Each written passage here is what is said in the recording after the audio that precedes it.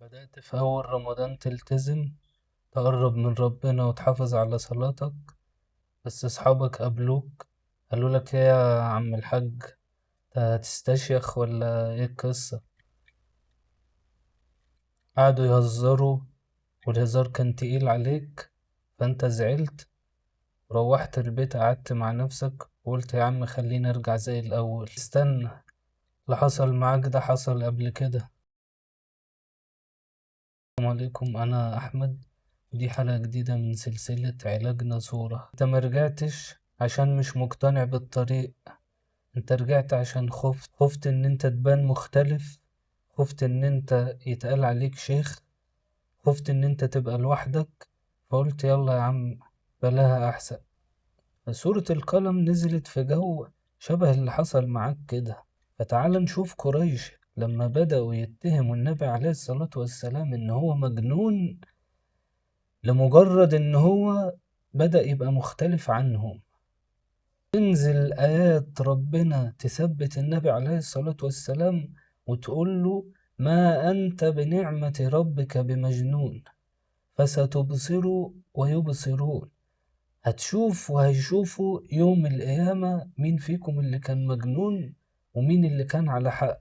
اللعبة ما انتهتش على منظرهم وهم بيضحكوا عليك ويتريقوا عليك ان انت رجعت تصلي، واللعبة ما انتهتش عند الموقف اللي قعدوا فيه يضحكوا عليك ويقولوا لك هو انت هتستشيخ. بس الصورة كشفتهم وكشفت لنا صفات الناس دي اللي هيقعدوا لك في الطريق كل ما تحب ان انت تحاول تقرب من ربنا. هيقعدوا لك في الطريق كل ما ترجع لربنا، هيقعدوا لك ويتريقوا عليك ويقولوا عليك اتجننت واتغيرت ويقولوا عليك كلام وحش من ورا ظهرك. ربنا ما سابش الموضوع عام كده وما سابناش على عمانة، لا، في الصورة بتوضح لنا الصفات دي، صفات الناس اللي هتقعد لك في الطريق كل ما تحب ان انت تتغير تبقى انسان احسن تقرب من ربنا. هيقعدوا لك بالتريقة وهيقعدوا لك بالنميمة وهيأذوك. فانت ما تقفش يا صاحبي وارجع تاني شوف صفاتهم في الصورة. هتلاقي انه حلاف مهين، بيحلف كتير. عارف انت صاحبك اللي بيكذب ويقعد يحلف كده كل 3 كلمة واحد حلفان؟ اللي بيحلف كتير وانت عارف انه بيحور. مهين يعني ضعيف في نفسه، ما هوش قوي كده، ما هوش ثابت. هماز مشاء بنميم، دايما قاعد بيتكلم على الناس وينقل أخبارهم ويقول لك ده حصل وحصل وحصل.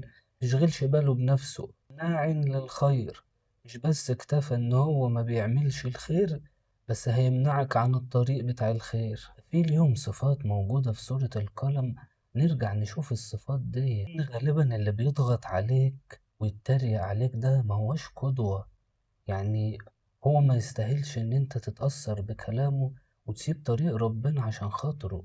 سيدنا بلال رضي الله عنه، ابو جهل كان بيعذبه ويضربه، كانوا يسخروا منه.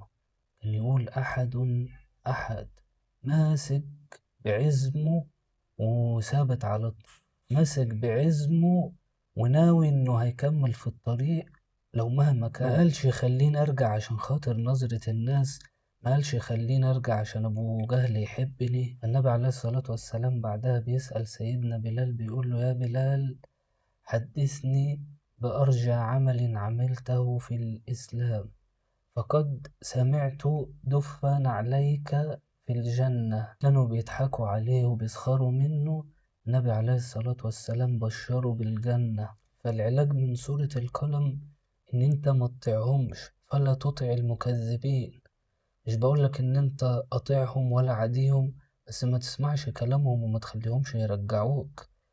العلاج من سورة القلم إن أنت تصبر، فاصبر لحكم ربك. اختار صحبة تانية. النبي عليه الصلاة والسلام بيقول المرء على دين خليله، فلينظر أحدكم من يخالل. يمكن لو صاحبك ده كان فيه الخير مكانش يتريق عليك ولا قالك عمو وانت هتستشيخ علينا.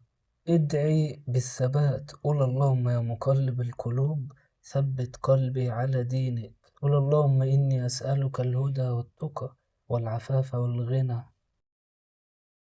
فيمكن رمضان كان بداية حلوة علينا، كنا مقبلين على ربنا، وبسبب كلمة من اللي حوالينا أو خوفنا إن إحنا نبقى لوحدنا بعدنا وريحنا. تعالى لسه قدامنا فرصة، مش بقولك تعالى نبقى شيوخ، بس تعالى نبقى ثابتين، تعالى نبقى ثابتين عشان خاطر ربنا مش عشان خاطر الناس. العلاج في الصورة مش في الفيديو ده بس ولا في الكلمتين اللي بقولهم لك.